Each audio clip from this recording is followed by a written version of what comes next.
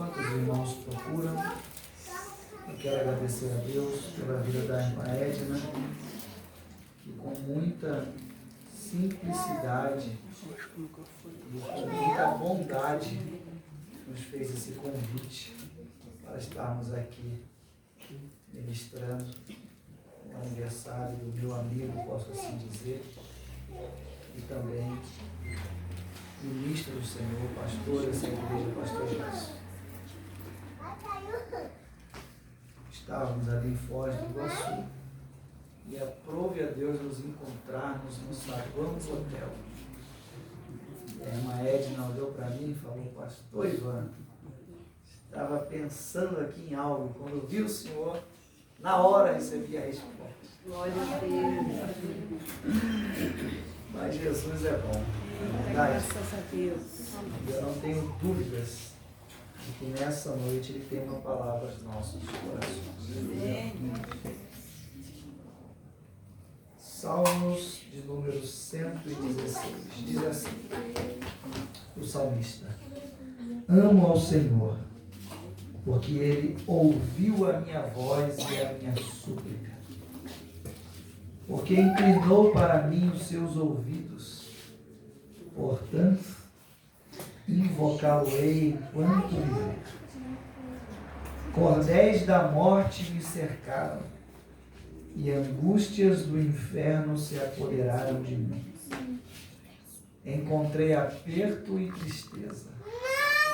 Então, invoquei o nome do Senhor, dizendo: ó Senhor, livra minha alma. Piedoso é o Senhor e justo, o nosso Deus tem misericórdia. O Senhor guarda os simples. Estava abatido, mas Ele me livrou.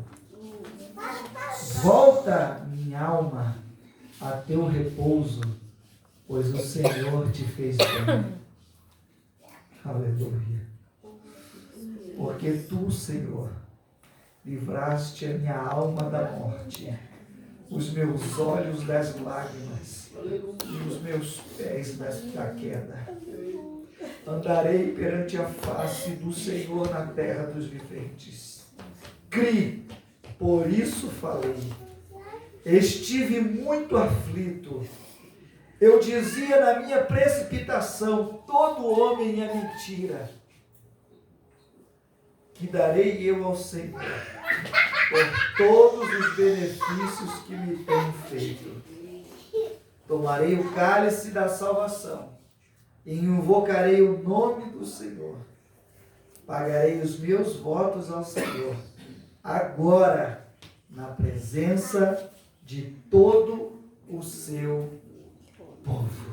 Aleluia. Vamos tomar assento. Glória a Deus. Glória a Deus. Em nome do Senhor Jesus.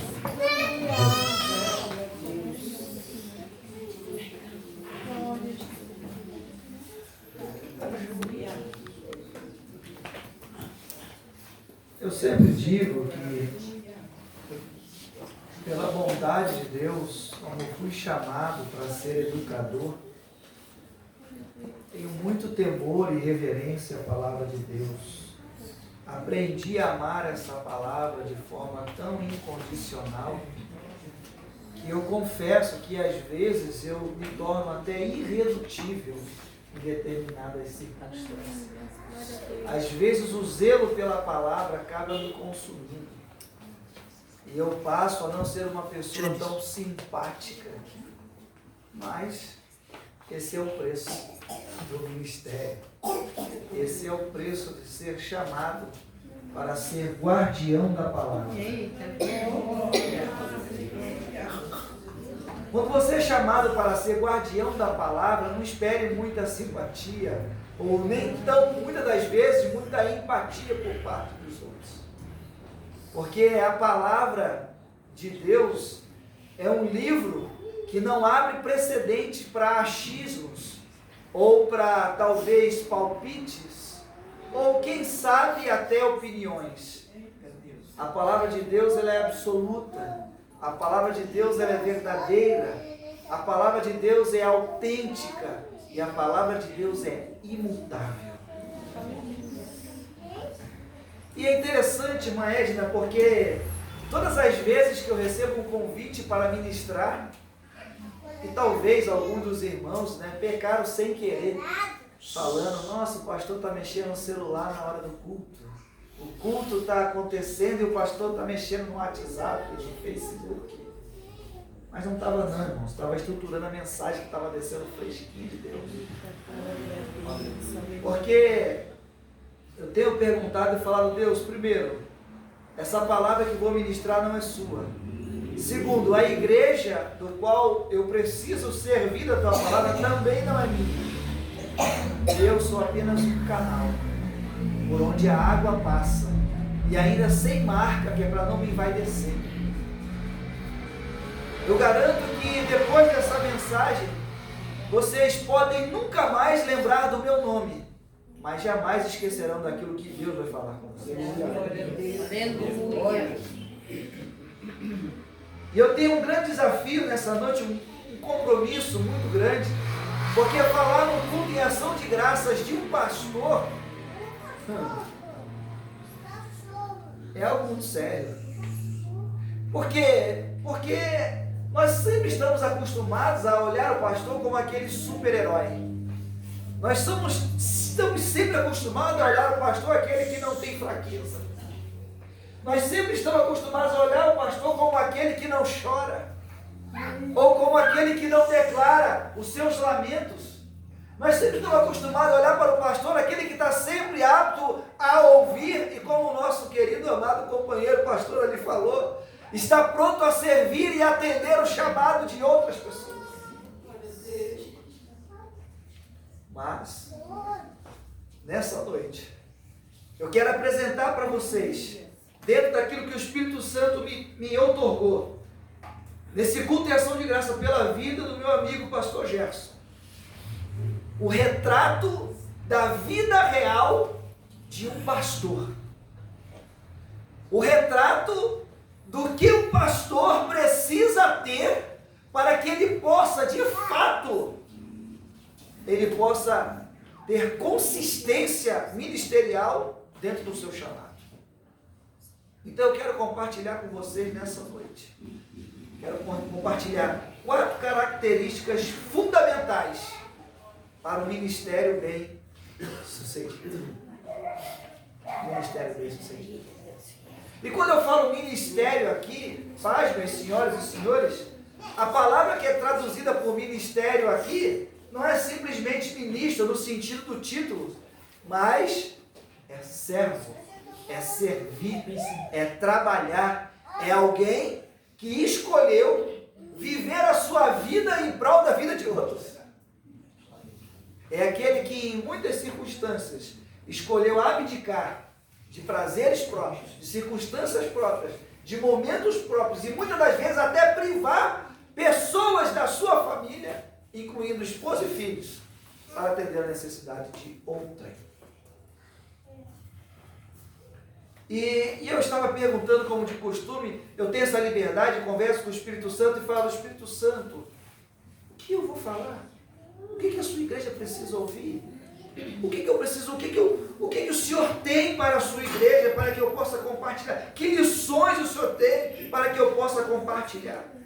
E o Espírito Santo começou a conversar comigo e me remeteu a esse texto, exatamente no versículo 14, ou melhor, no versículo 12, e eu comecei a ler os versículos anteriores e eu falei, meu Deus, tem coisas, ou tem circunstâncias que eu entendo que eu não precisei passar junto com o pastor Gerson para entender que ele foi submetido a essas circunstâncias. E se o senhor trouxe lenço, prepara, o senhor vai chorar bastante. O meu já está até aqui, porque ultimamente está ficando muito chorão. Meus amados, quando eu olho para esse texto, eu vejo que normalmente, via de regra, nós estamos acostumados sempre a reclamar daquilo que não temos.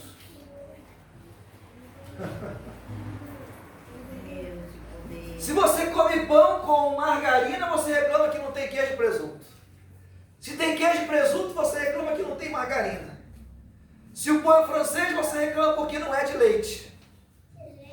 Se tu come carne assada, tu reclama porque não é frango. E se tu come frango, reclama porque não tem ovo. Se tu veste uma roupa nova, reclama porque talvez não deu para comprar uma camisa nova, a camisa é velha. E talvez você calça um sapato novo, mas a meia é velha, mas vai ficar escondida, tá tudo bem.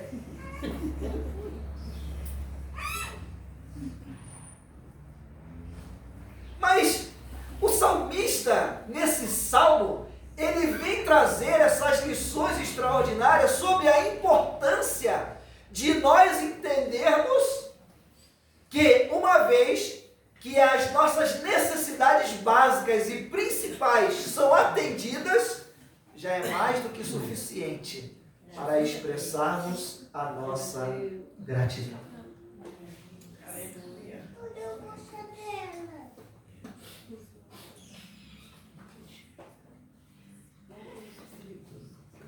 Tem gente que pede para Deus para ficar rico, e quando fica tem tanta dor de cabeça que fala, Senhor, eu não sabia que era tanto problema. Tem gente que reclama porque é pobre, mas não quer trabalhar para ser bem sucedido, porque tem preguiça.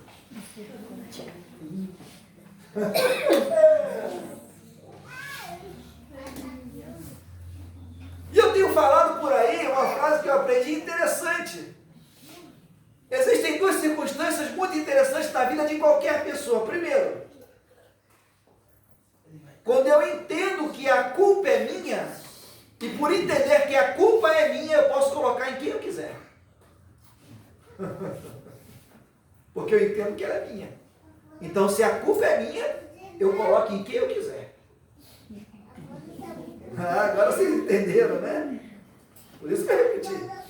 Porque a culpa é minha, pastor Jéssica. Se ela é minha, eu coloco em quem eu quiser.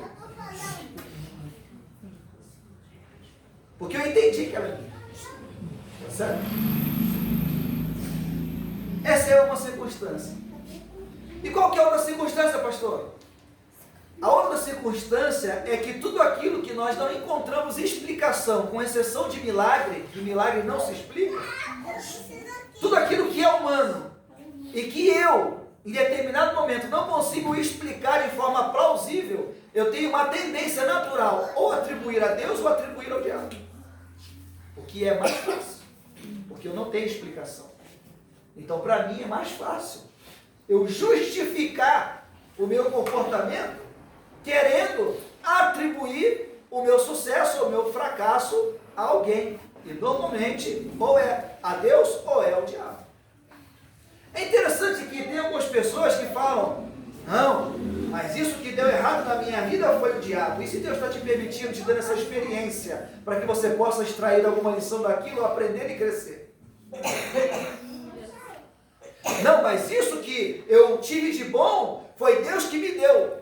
Mas se você foi tentado pelo diabo e o diabo te enganou e você caiu no laço e aquilo lhe serviu de embaraço para a sua vida. Percebe?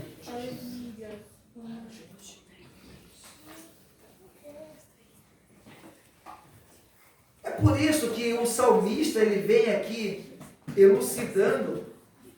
Olha que coisa linda, apenas no verso 1 ele diz assim, ó, amo ao Senhor, porque Ele ouviu a minha e a minha súplica. Então preste atenção nisso aqui, por gentileza. A primeira característica fundamental para um ministério bem-sucedido é que eu e você precisamos ser dotados de uma visão. Pastor, por que temos uma visão?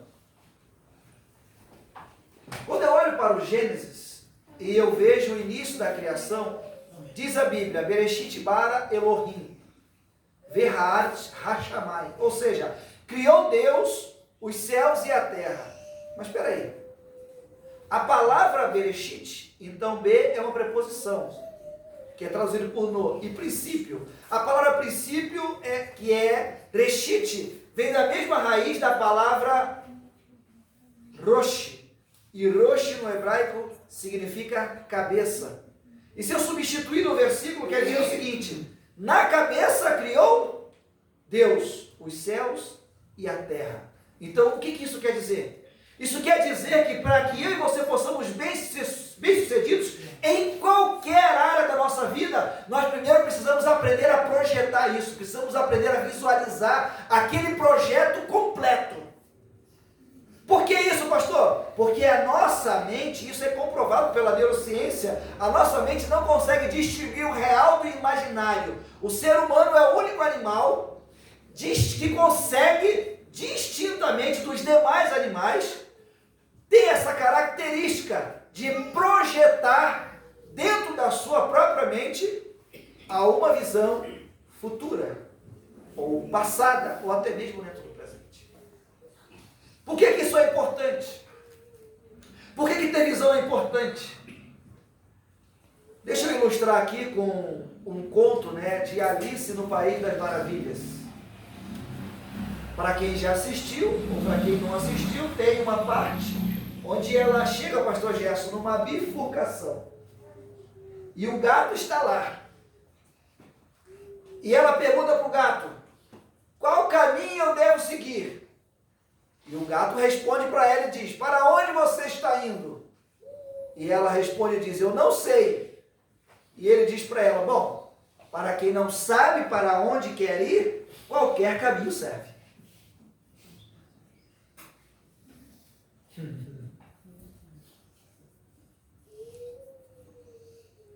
É por isso que você vê pessoas andando que nem umas baratas tontas.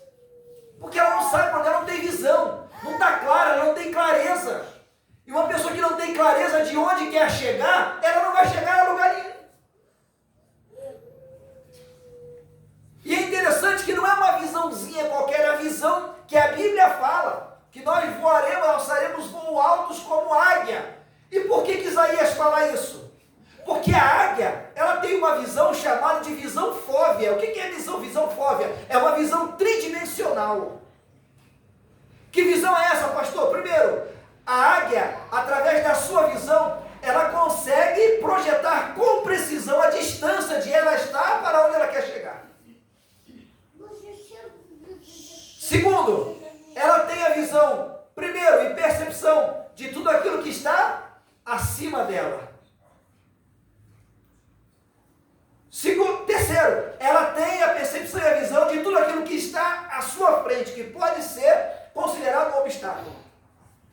E quarto, ela também tem a visão de tudo que está abaixo dela. Ela tem essa percepção clara.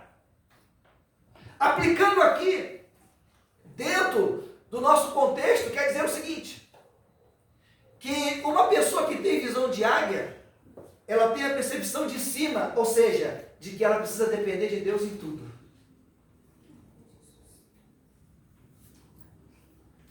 Segundo, ela tem a visão de frente, ou seja, da responsabilidade que a ele foi confiado para trilhar o caminho, sabendo que nesse percurso certamente poderá e haverá obstáculos a serem superados.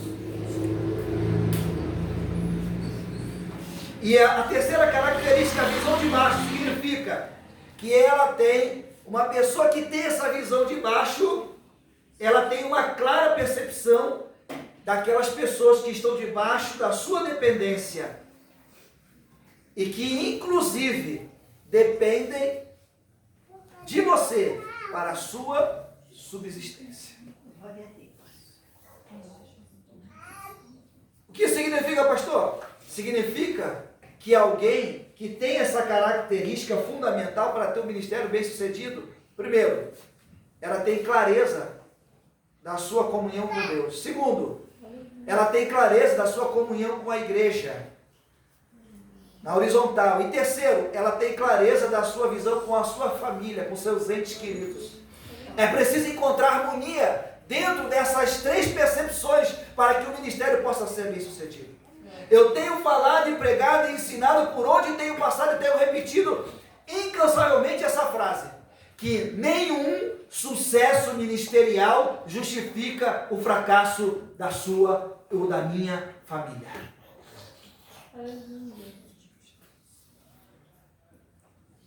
Quer encontrar um obreiro, um ministro, um diácono, um irmão bem-sucedido? Olha para a família dele. Olha se os filhos são bem-sucedidos. Porque a sua família é um retrato desse tríplice ministério. E que essa pessoa entendeu de forma clara o seu chamado. E está executando isso com maestria. A segunda característica, eu quero ser bem objetivo. Para se ter um ministério, segunda característica fundamental para o ministério bem-sucedido.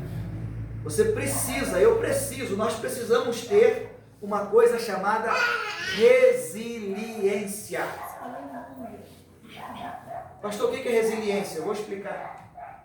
Resiliência é um termo que foi emprestado pela física e é utilizado hoje na gestão para ilustrar o comportamento de pessoas que, após submetidas sob grande pressão, elas mantêm as suas características ainda que comprimidas, e quando ela sai daquela pressão, ela tem a capacidade de retornar para o ponto que ela estava anteriormente.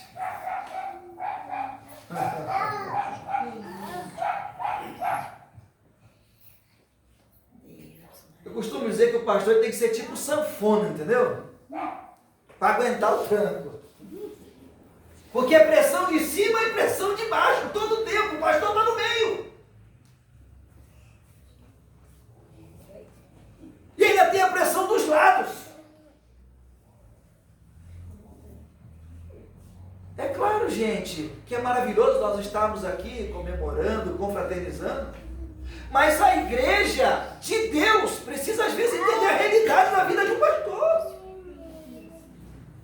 Se ele não pode pregar, eu venho aqui e prego.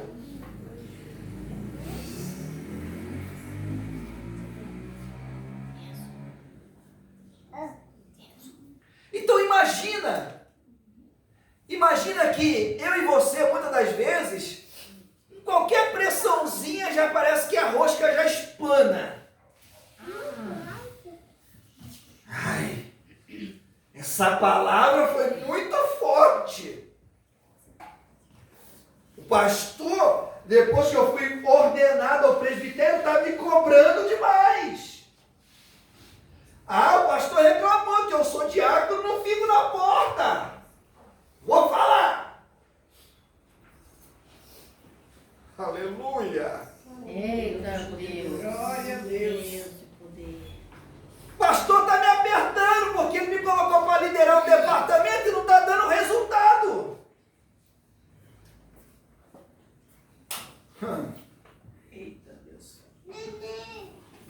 Se você não está aguentando nessa pressãozinha aí, imagine o pastor, que está sendo espremido por cima e por baixo, porque ele tem que prestar conta de tudo aquilo que está dando errado embaixo, tudo aquilo que não está funcionando embaixo, e ele tem que dar conta da cobrança que vem do líder dele de cima.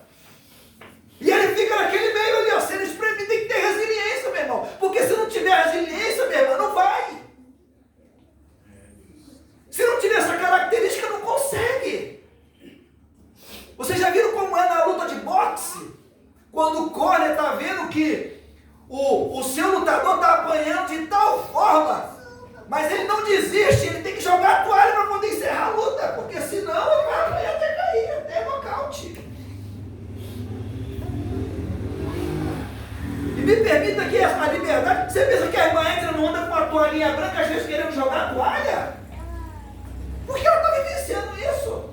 Porque ela está sentindo na pele. Ela está no corner ali, meu irmão. Não é porque ela é inferior, não. É porque ela está dando apoio, está dando suporte. Ela está aguentando, está com o braço do lado. E está falando, amor, está difícil, amor, está complicado. Amor, meu Deus, esse problema, mas aquele problema. E ela está querendo jogar a toalha. Deus está falando para ela, segura que eu estou no controle. Segura que eu estou no controle. Segura que eu estou trabalhando. Segura que eu estou com gesto. Estou cuidando dele. Fica comigo. Aleluia. Glória a Deus. Porque a esposa de pastor também é ser humano. Esposa de pastor não tem sangue de barata, meu irmão. Esposa de pastor às vezes explode também.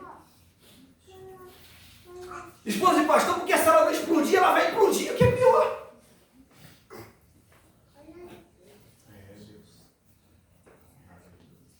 Ah, pastor, não era essa mensagem que eu queria hoje. Que pena, eu te decepcionei. Glória a Deus, aleluia. Eu sempre tenho falado, irmãos, talvez você venha aqui pela primeira vez, talvez você nem seja cristão, nem seja evangélico, mas deixa eu compartilhar com você uma coisa aqui. Deus não me tirou lá do subúrbio do Rio de Janeiro, da periferia, para ser um frouxo, não. Para ser um largado, não. Para ser um Zé Ruela, não. Eu já entrei em várias favelas, já corri risco de morte, meu irmão era viciado, foi assassinado pelo tráfico, porque era dependente químico, depois virou traficante, ficou preso no presídio. Eu já fui negociar a vida dele várias vezes, já recebi várias ameaças de morte. Então, meu irmão, eu não tenho mais nada. O que vier para mim é lucro.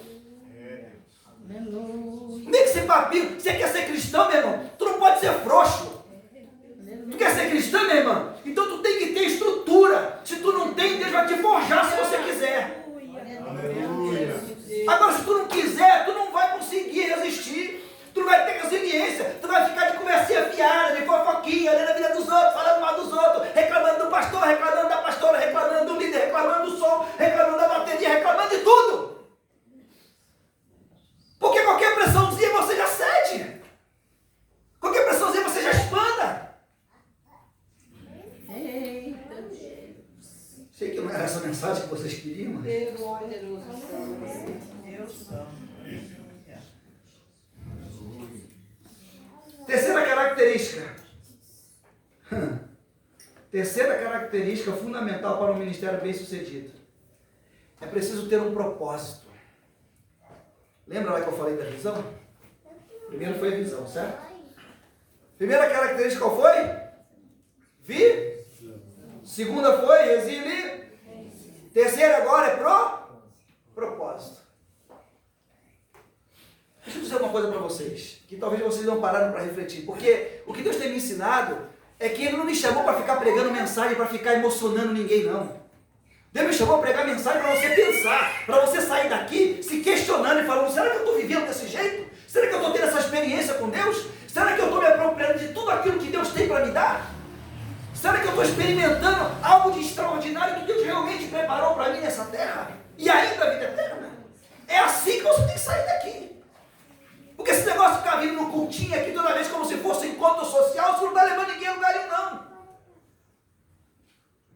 O que te leva para o céu, meu irmão, é todo dia você ser lapidado, todo dia quebrado uma arestinha. Todo dia Deus precisa me quebrar uma aresta. Todo dia Deus precisa me dar uma lapidada. Ele precisa me dar uma escovada. Ele precisa passar lima. É assim, meu Senhor. Se tu não quer ser limado, se tu não quer ser lixado, desculpe, aqui não é para você. Aqui é para quem quer ir para o céu.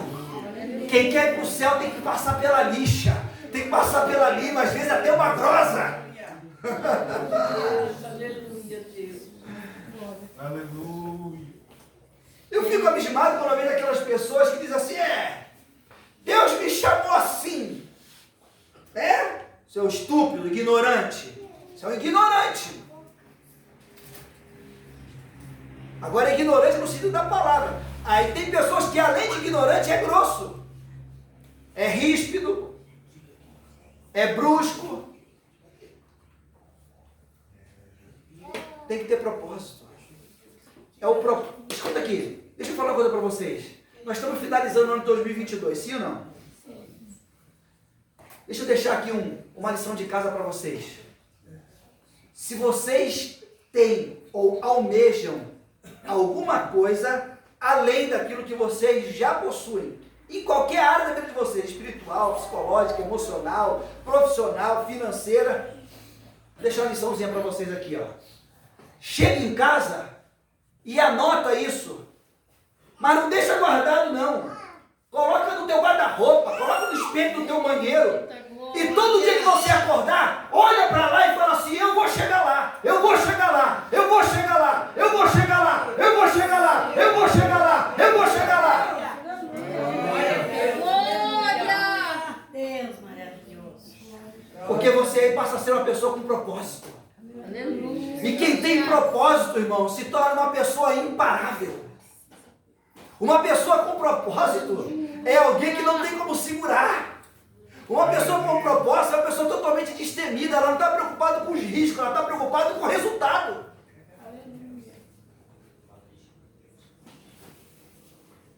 É engraçado, o pastor Gerson também sabe disso, é muito mais experimentado do que eu. Sou uma criança perto dele.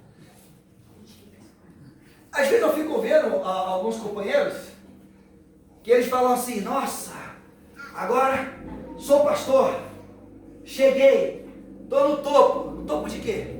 Você está no topo do último degrau, filhão. As pessoas pensam que ministério é subir para cima. Ou melhor, é fazer até um pleonasmo aqui, né? Pensa que ministério é subir degrau. Não é não, meu irmão. Você começa aqui como cooperador, aí você volta para diácono, depois presbítero, depois evangelista, depois pastor, vai lá embaixo.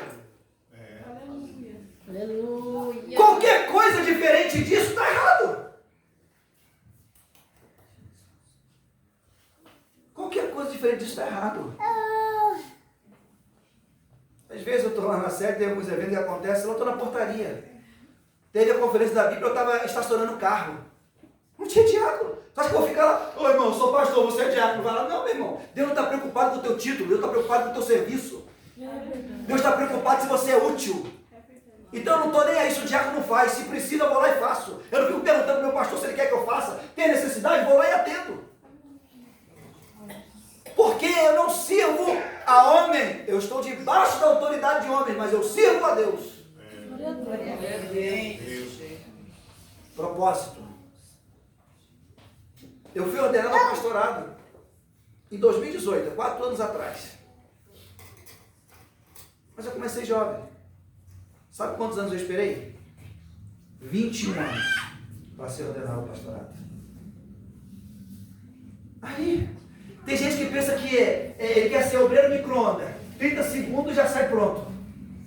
Não, meu irmão. Não é assim não. Eu já tomei de dedo na cara de pastor meu. Você é isso. Você se ama, pastor. Bem, o senhor está dizendo, né? Então, quem sou eu para contrariar? Aí você fala assim: pastor Ivan, por que isso aconteceu? O que Deus permitiu? Porque ele precisava trabalhar o meu ego. O problema não estava no pastor. O pastor queria servir com Deus.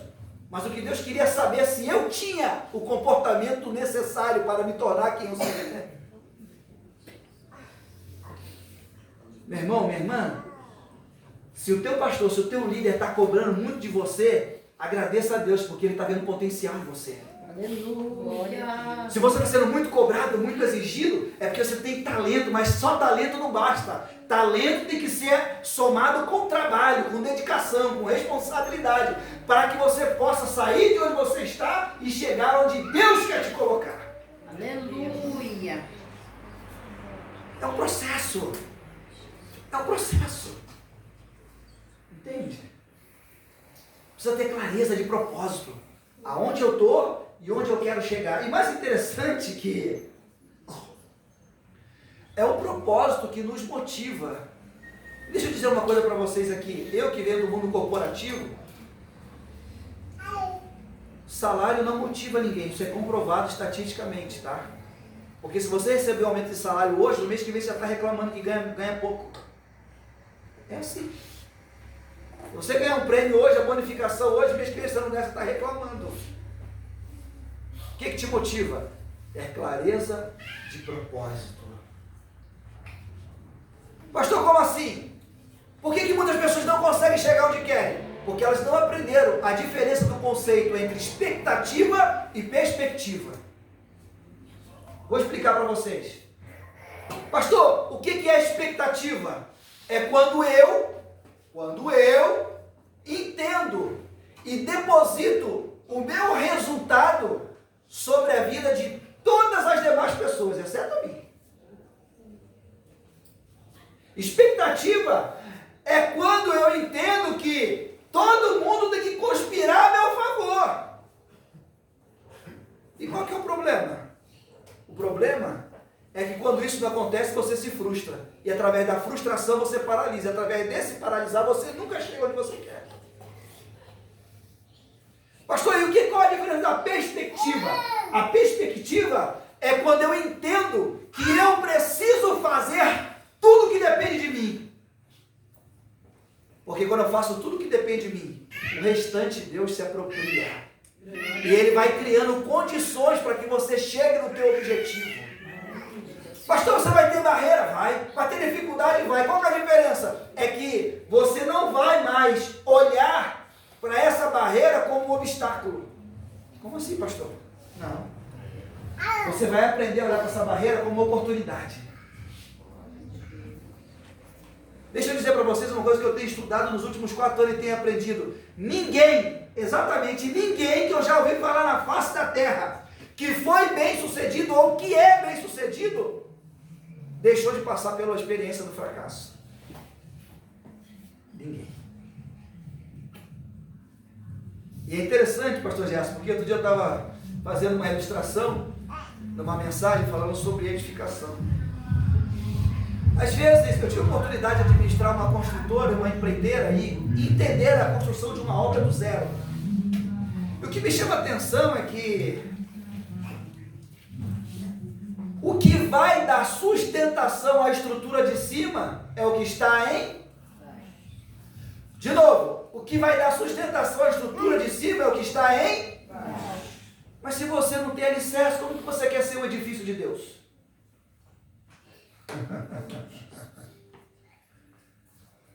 Tem gente que fala assim, Deus vai me usar poderosamente. Você não lê, você não estuda, você não ora, você não jejua, você não faz nada.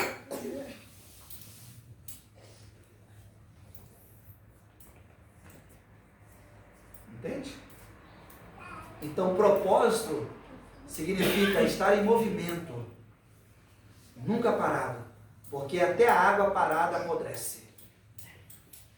Nós nunca podemos ser totalmente maduros, porque depois que você amadurece, o próximo estágio é você começar a apodrecer.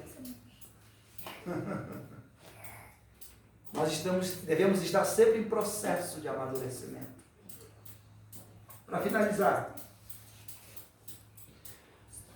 a última característica que eu quero compartilhar com vocês aqui, fundamental para o ministério bem-sucedido, é gratidão. Gratidão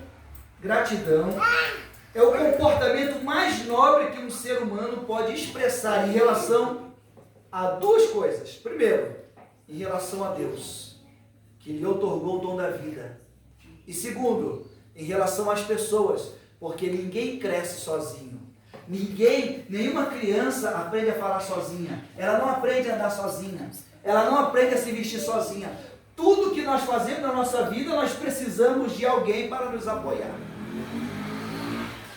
Qual que é o maior risco para alguém fracassar? É quando ela achar que é independente. Pastor, por que muitos casamentos fracassam? Porque a esposa acha que não depende mais do marido. Porque o marido acha que não depende mais da esposa. Por que muitos filhos fracassam? Porque ele acha que não depende mais dos pais.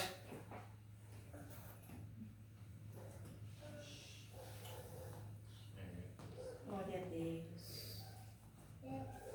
Então, eu quero te convidar a sair daqui pensando nesses 4 aspectos. Primeiro é visão. Segundo, resiliência. Terceiro, propósito. E quarto, gratidão, meu irmão. Gratidão é tudo. Veja que todos nós somos o resultado das nossas ações. As nossas ações. As nossas ações é quem define quem nós somos. Eu me lembro, e eu quero finalizar aqui, que muitas pessoas estavam preocupadas com o apóstolo Paulo, porque depois que ele volta da sua última viagem missionária, ele diz que quer ir para Jerusalém. E muitos dos discípulos questionaram e falaram: Paulo, como assim Jerusalém? Você vai para Jerusalém, você vai ser preso. E ele falou: eu sei, o Espírito Santo já me falou isso. Mas mesmo assim você vai? Ele falou assim: vou. Por quê? Porque eu tenho a visão do que vai acontecer a partir daqui da frente. Paulo, você vai continuar? Vou. Por quê?